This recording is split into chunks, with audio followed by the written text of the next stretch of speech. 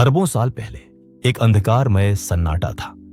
फिर हुआ एक महान विस्फोट, बिग बैंग, और इसी विस्फोट से जन्म हुआ हमारे सौर मंडल का और एक छोटे से नीले ग्रह का नाम था पृथ्वी।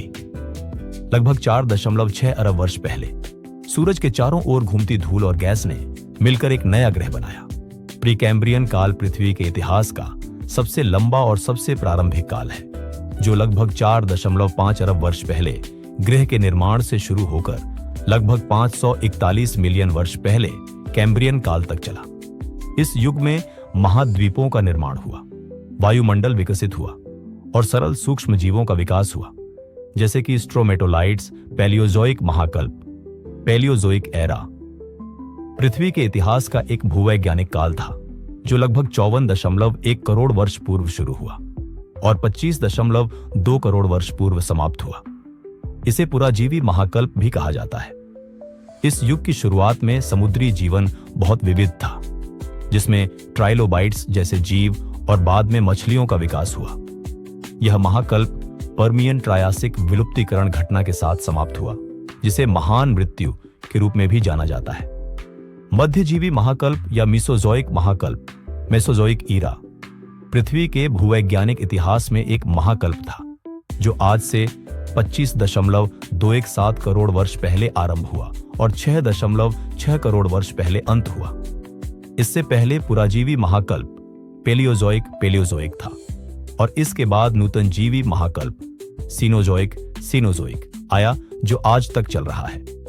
नूतनजीवी, मध्यजीवी और पुराजीवी महाकल्प तीनों मिलाकर दृश्यजीवी इयोन फेनेरोजोइक के 3 भाग हैं।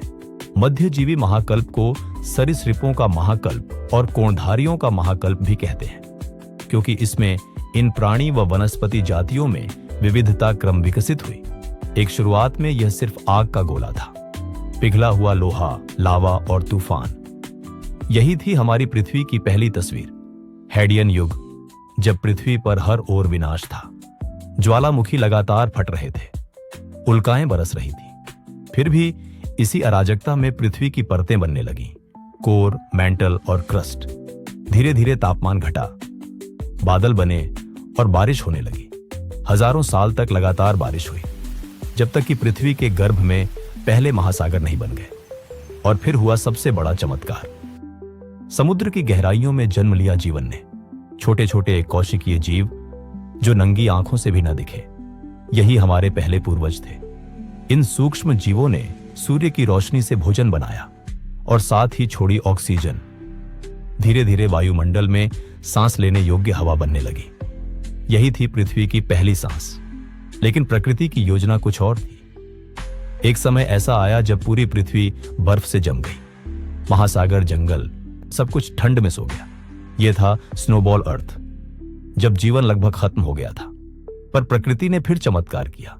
लगभग 54 करोड़ वर्ष पहले समुद्रों में जीवन का विस्फोट हुआ। हजारों नए जीव बने, कुछ छोटे, कुछ विशाल। यह था कैम्ब्रियन एक्सप्लोजन, जीवन की पहली बड़ी क्रांति। फिर जीवन ने किया एक साहसी कदम, पानी से बाहर निकलकर भूमि पर आना। पहले पौधे उगे, फिर कीड़े आए और आखिर में जानवर। धरती अब सिर्फ चट्टान नहीं रही, यह एक जीवित ग्रह बन चुकी थी। और फिर आया वो युग जिसने पृथ्वी पर राज किया, डायनासोर का युग। ये धरती के राजा थे, शक्तिशाली, विशाल और भयावह। लेकिन हर युग की तरह इनका भी अंत तय था। लगभग 6.6 करोड़ वर्ष पहले एक उल्का पिंड पृथ्वी से टकराया। आसमान अंधेरा हो गया, सूरज की रोशनी गायब और डायनासोर हमेशा के लिए मिट गए। डायनासोर के जाने के बाद धरती पर एक नई कहानी शुरू हुई, स्तनधारी जीवों की और अंत में मनुष्य की, जिसने आग जलाई, भाषा सीखी और सभ्यताएं बनाई। आज अरबों साल बाद यह वही ग्रह है जिसने आग के गोले से सफर शुरू किया था। अब यह जीवन से भरा नीला ग्रह है।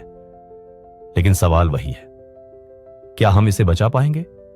पृथ्वी सिर्फ हमारा घर नहीं, यह एक कहानी है जो अरबों सालों से लिखी जा रही है और इसका अगला अध्याय हम पर निर्भर है। इसी तरह से ऐतिहासिक जानकारी लेना चाहते हैं, हमारे वीडियो को लाइक और चैनल को सब्सक्राइब करने।